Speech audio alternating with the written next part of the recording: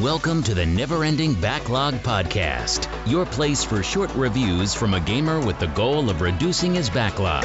From adventures to sandboxes, join our host as we walk through a collection of unplayed treasures. Now, let's take a look at the featured game of this episode of the Never Ending Backlog.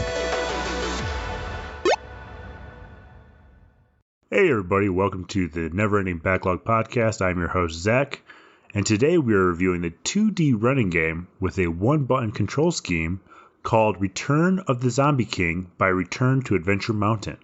If that name sounds familiar, it's because that is the developer that we reviewed our very first game on the Never Ending Backlog podcast, and that game was One Screen Platformer, which we thoroughly enjoyed. And today, we have a special treat for you all.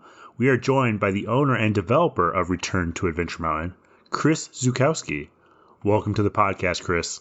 Hey, thanks a lot, Zach. I love the podcast. I'm glad to be here.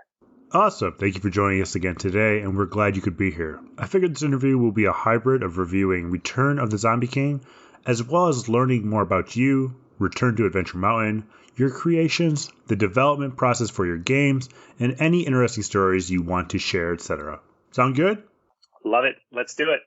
All right. So awesome. So for everyone listening, this is actually the first time Chris and I spoke verbally. We have communicated a couple times through Twitter posts and LinkedIn messages, and he has offered to provide a few 5 free one-screen platformer Steam keys to play his games.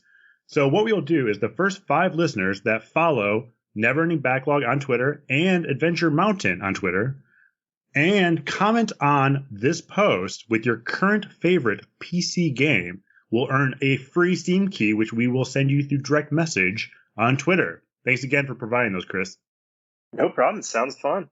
All right. So I'm going to do a brief review of Return of the Zombie King, talk about the gameplay, graphics, etc., and my initial thoughts of it. Then we'll jump in for the part people really want to hear, which is hearing you talk, Chris.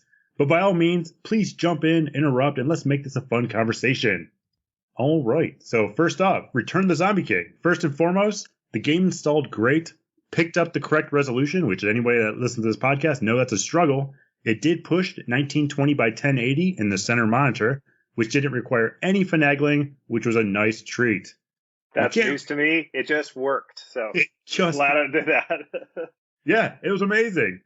You can't really critique the control scheme, since I mentioned it is a single-button game, and you use the spacebar to begin running and jump. So think of this game as a mix of the Mario levels that consistently keep moving behind you and a land-based Flappy Bird. So we'll call this Ostrich Runner. I guess you could say it that.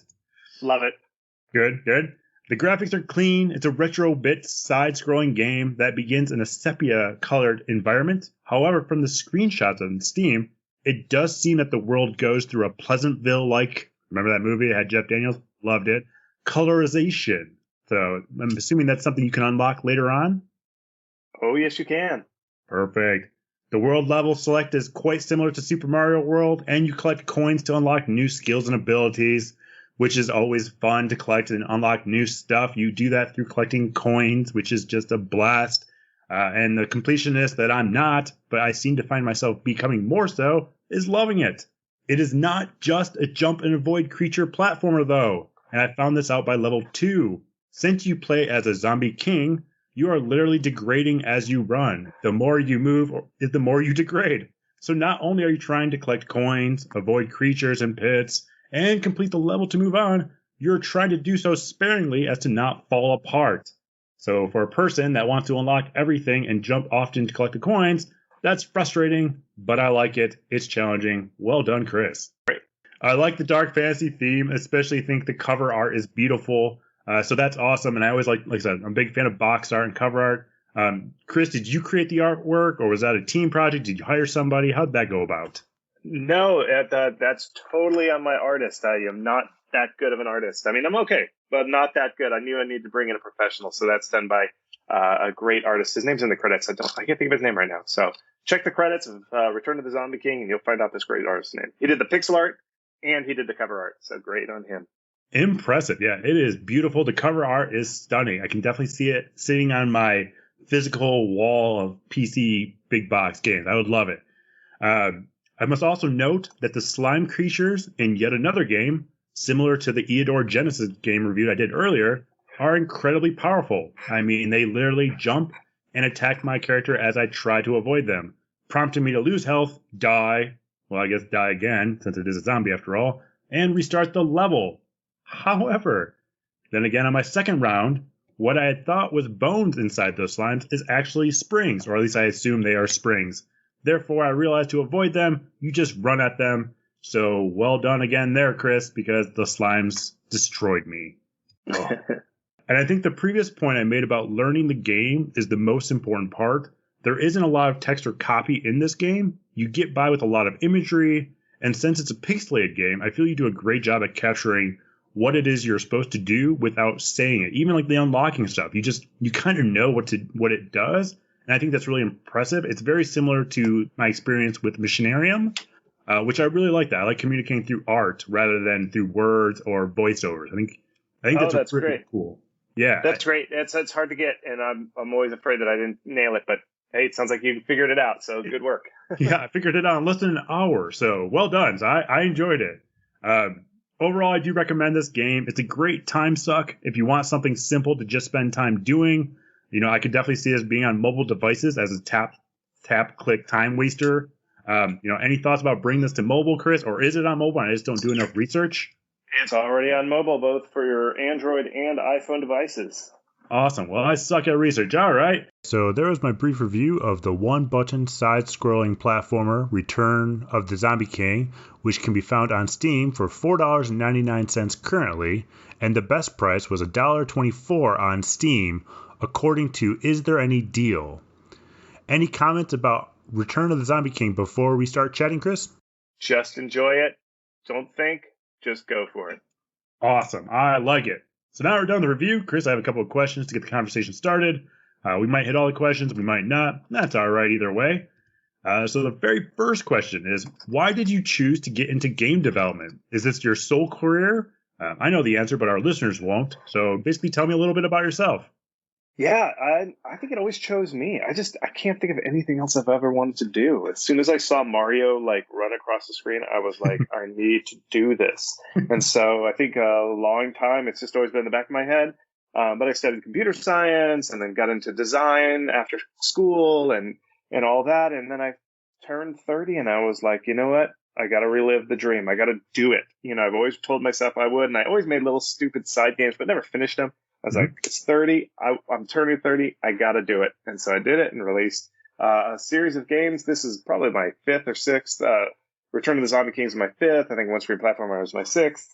So yeah, I've just always wanted to do it. And I just finally bit the bullet and did it. That's awesome. I like to hear that. I also just turned 30 and that's what started this podcast. So I hear ya. You get that crisis going. And we used to buy, I think mid-year crisis used to buy a Porsche. Nowadays, we just do stuff on our computer. So I hear you, brother. Make games, nerd out. I like it. Much better than a Porsche. No, it's not. All right. So what are you currently working on right now? Or do you have ideas for things that you want to make in the future? You don't have to give too much away if you don't want to. Oh, no, I'm going to give away. So Return of the Zombie King was my last game. Now I'm working on One Screen Platformer 2, the sequel to the first one. And you can wishlist that now on Steam. Just Google One Screen Platformer 2, hit the wishlist button, and it will alert you when it's ready to be released. And it would make me happy if you did that. So please go do that.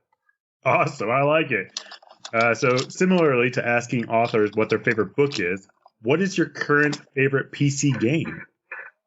Well, it's kind of weird to say, but I always loved the Halo series, and I found on Xbox Game Pass they have the Halo reissues, and you can actually play it on a PC. So I just went back, and I'm playing through the first Halo game on my PC. I mean, I used to play it on the Xbox, and now I'm playing on a PC. So I hope that counts. It absolutely counts. I'm a big fan of them as well. My buddies and I were playing Reach not too long ago. We'll play 1 here shortly. We'll go 2, 3, and so on and so forth. So absolutely counts. It is addicting. I've been playing it on Steam myself. So big fan. Yeah, they're really good. All right. So any tidbits of information for our listeners who might be interested in developing their own game? I know you said just do it. Any other advice, sage wisdom? I will be taking notes for myself as well. Yeah, don't spend too long on your first game and realize that your first game is not going to be your dream game. So just go in trying to make small things. because you don't want to spend years. Try and bucket your first game to be released within like 2 months. Do a game jam. Learn either Unity or Game Maker. I'm leaning more towards Unity, although I made these games in Game Maker. I think I'm going to make my next one in Unity. So just go ahead and do it, and don't just go in knowing you're not going to make your dream game. If you have a big dream game of making like an MMO, endless shooter, everything game, that's not the game to make. You want to start small. Don't be afraid to use pre-made assets that you get off the asset store and build off of those. That's a great place to start. Just bite off small chunks. The most important thing is to release and get feedback from fans. That's the most important thing. Don't think it has to be a perfect game. Nobody's going to hate you. The worst thing that's going to happen is you're going to release the game and nobody cares. That's what's really going to happen. It's not like somebody's going to hunt you down, wake you up, and yell in your face that you suck. That's not what happens. It's just that nobody cares. So just do it. Nobody's going to care. That's awesome. I like it. It's also interesting that you mentioned the tools you use too. Game Maker is what you use to make the first games. That is awesome. That's actually how I got started as well. So it's a user-friendly tool. It really is. Awesome. All right. So besides wishlisting, One Screen Platformer 2, is there anything else you want to plug? A new game, a new opportunity? The floor is yours. No, just all I care. Again, go over to Steam, Google, search in the search bar One Screen Platformer with a 2 on the end, pull it on up. There's One Screen Platformer. You can actually play a free version of it. I've got a demo out there on there, but hit that big button that says Wishlist. That's the most important thing to make me happy. I'll make sure I do that as well. I will say also, in One Screen Platformer, you do a very creative thing. And for an indie developer, I've never seen it done before, is that you actually, when you're in the game, to unlock a new character, which is the Zombie King, you actually have people subscribe to you through your email and actually provide it. I think that is an awesome, cool use of kind of like this marketing / game development, providing this DLC extra content by building your audience. I think that's an awesome idea. Like, well done. Thanks. Thank you so much. Yep. Yeah, definitely. All right, and for the last part, since I have to make this as uncomfortable as possible, as I currently work at a software company myself for my full-time gig, we have these things called bug reports. So I wanted to let you know that I actually went back to One Screen Platformer to at least earn a letter ranking in each character, which I successfully did. And I came across my first and only bug, so props on there. However, when I was playing the Unstoppable Gunminer, I earned an A ranking. However, in the character selection screen, where it shows each of my character's highest earned scores, it doesn't actually show anything for the miner, even though when I actually select the miner and it shows the loading screen, it does show an A. So there you go. I am verbally submitting my bug ticket. I will program that in. Thank you so much. Thank you for permitting the bug. Normally, I don't have to go on a whole podcast. People will just shoot that right in my inbox. So this was a nice treat. This seemed like the best way for the completionist in me to get this done. Good work. So thanks again, everybody, for joining us on the Never Ending Backlog. Thank you again, Chris, for your time, your free Steam keys, and, of course, your company. Perfect. Thank you so much.